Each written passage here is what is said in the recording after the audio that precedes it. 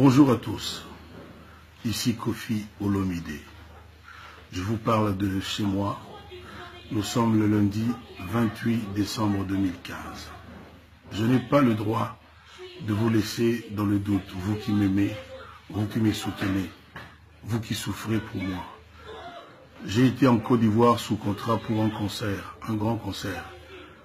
Il y avait 5, 6, 7 000 personnes qui voulaient selfie, qui voulaient Kofi Olomide. Quand on a signé le contrat, M. Ouattara et moi, c'était un contrat de production. Comme je savais que ce serait un grand concert, j'ai posé la question, est-ce que vous ne seriez pas intéressé par la vidéo, par la captation vidéo? Ils m'ont dit oui, et ils m'ont posé la question de savoir les conditions que je leur ai tout de suite données.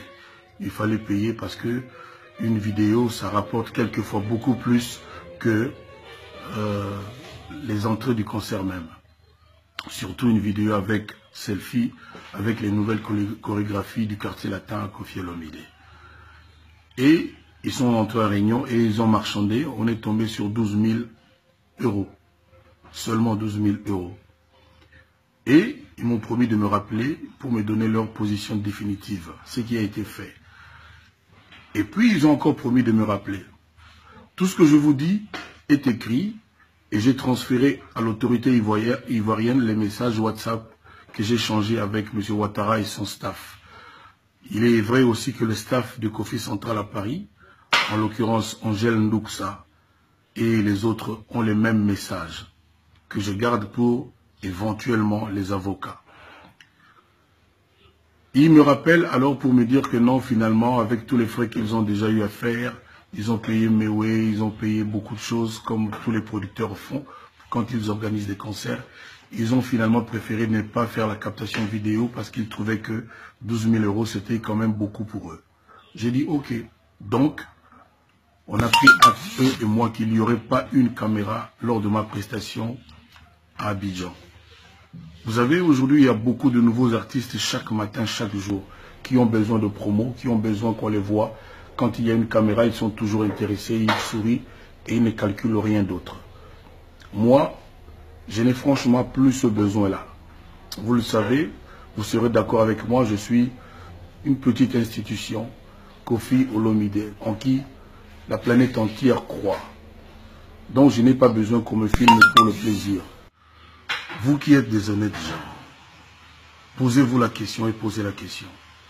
Comment vous pouvez expliquer qu'un producteur sérieux, qui produit en concert un artiste, qui voit cet artiste s'arrêter de chanter, ce producteur ne se pose pas de questions, ne s'approche pas de l'artiste qui aurait pu être malade, qui aurait pu avoir un malaise. Moi, je n'attendais pas de l'argent pendant le concert. Je voulais juste que M. Ouattara soit attentif, soit coopératif, vienne me dire un mot gentil du style, écoutez Kofi, on va en parler, termine le concert. Parce qu'il m'avait dit qu'il n'y aurait pas une caméra pendant ma prestation.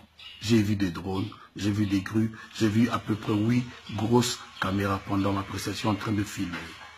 J'ai posé la question à un des caméramans, il m'a dit qu'il filmait pour le compte de consulting, machin, c'est-à-dire la boîte qui travaille avec M. Ouattara. Comment vous pouvez expliquer ça, qu'un producteur ne se pose pas la question? Et à plus forte raison, quand on l'appelle au micro, il ne se manifeste pas. Il fouillait quoi? Il n'avait pas la conscience tranquille? Il s'était rendu compte qu'on avait compris qu'il avait menti, qu'il avait piégé l'artiste?